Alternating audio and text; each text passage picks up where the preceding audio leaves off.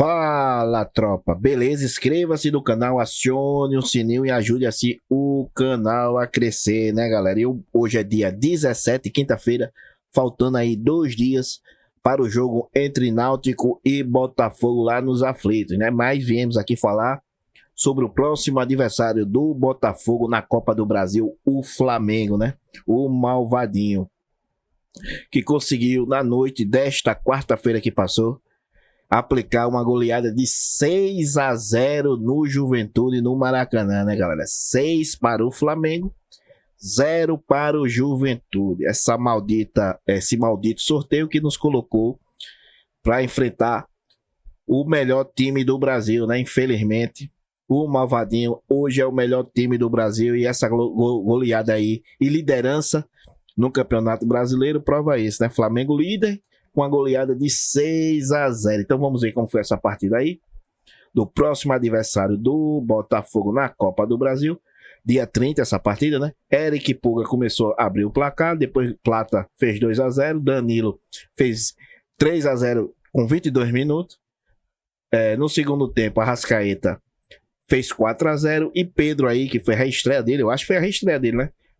2 gols, um aos 71 e outro aos 81, fechando a goleada de 6-0. Vamos ver aqui se houve atualização, né?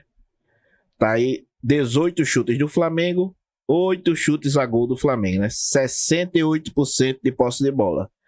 O Juventude deu 4 chutes, apenas um chute a gol. O malvadinho dominou completamente o pobre do Juventude, né, galera? E a nossa preocupação agora é que Flamengo vai vir jogar contra o Botafogo, né? Porque estão dizendo aí até que se colocar o sub-20, porque por causa da maratona de jogos do Flamengo. Passou o jogo contra o Juventude 6-0, depois de uma vitória de 2-0 fora de casa contra o Grêmio, ou seja, o Flamengo vem embalado, tinha perdido de 2-1, né? Tinha perdido de 2-1 para o Central Córdoba, tinha iniciado uma pequena crise ali no Flamengo, porque a Libertadores a prioridade do Flamengo, perdeu esse jogo. A gente pensava aí que o Flamengo ia se fragilizar com essa partida, não. Venceu o Grêmio fora de casa e goleou o Juventude dentro de casa. Agora a maratona do Flamengo que pode aí beneficiar o Botafogo, né? Vai pegar o Vasco, o Superclássico, no sábado, 6h30, depois, terça-feira, pega a LDU pela Libertadores fora de casa, lá na altitude. Precisa vencer a LDU de todo jeito. Se perder da LDU, vai se complicar na Libertadores ainda mais. Já tá complicado, né? Mas se perder, corre o risco de ficar de fora aí da Libertadores, né? Pode até cair na Sul-Americana ou até mesmo ficar de fora em quarto colocado, porque perdendo na Libertadores, a gente conhece como o Flamengo tem dificuldade nessa competição, né? Embora seja aí tricampeão, tricampeão, né? Tricampeão, embora seja tricampeão, tem também muitos e muitos papelões na Libertadores, né? Depois da LDU é o Corinthians, no domingo, o Corinthians, aí disputando, se vencer o Vasco, né? O que não vai ser muito difícil, porque o Flamengo aí dos últimos 30 e poucos jogos perdeu apenas 2 jogos para o Vasco. E o Vasco de Carille está muito contestado pela própria torcida. Pode ser que o Flamengo aí vença mais uma vez o Vasco, continue líder e vai enfrentar o Corinthians brigando por essa liderança, né? O Corinthians perdeu para o Fluminense ontem. Vamos ver como o Corinthians estará diante desse Flamengo, mas pode ser um jogo aí de extrema importância para o Flamengo manter a liderança. E depois desse jogo do Corinthians, na quarta-feira, 3 dias depois, Botafogo e Flamengo aqui no Almeidão. Aí fica a dúvida, será que o Flamengo vai vir com o time titular, com o time misto ou com o time reserva? Porque tem gente aí da torcida do Flamengo achando que a gente é time de terceira divisão. Falaram, não manda nem o titular nem o misto, manda o sub-20, que o sub-20 resolve. E se perder, a gente tem um jogo de volta. Na lógica dele, a gente tem um jogo de volta. E mesmo assim, a Copa do Brasil não é tão prioridade como é o Brasileirão e a Libertadores. Parte da torcida do Flamengo, neste momento, pensa nisso, né? Porque a gente é time aí de terceira divisão, na visão deles, e por isso a gente praticamente não vai conseguir eliminar ele, né? O que pelo andar da carruagem, se eles vierem com titular, a probabilidade é altíssima, né? Se ele vier com sub-20, aí já muda, já esse jogo já tem outro Ares, né? E depois do Botafogo, mais um jogo pela liderança do Brasileirão contra o Cruzeiro, Central Córdoba, ou seja, o Flamengo vai ter que poupar aqui para pegar o Cruzeiro fora de casa em briga pela liderança, né? Então não tem para onde correr. O Flamengo não vai vir com o time completamente titular contra o Botafogo da Paraíba. Muito, muito dificilmente isso acontecerá, porque depois é o Cruzeiro, depois Central Córdoba, fora de casa novamente. Perdeu dentro de casa, fora de casa, vai ser uma luta. E se perder pro LDU, aí sim, esse jogo aqui vai ser desesperador, porque é tudo ou nada, né? Tudo ou nada. Depois o Bahia, que tá com um grande time.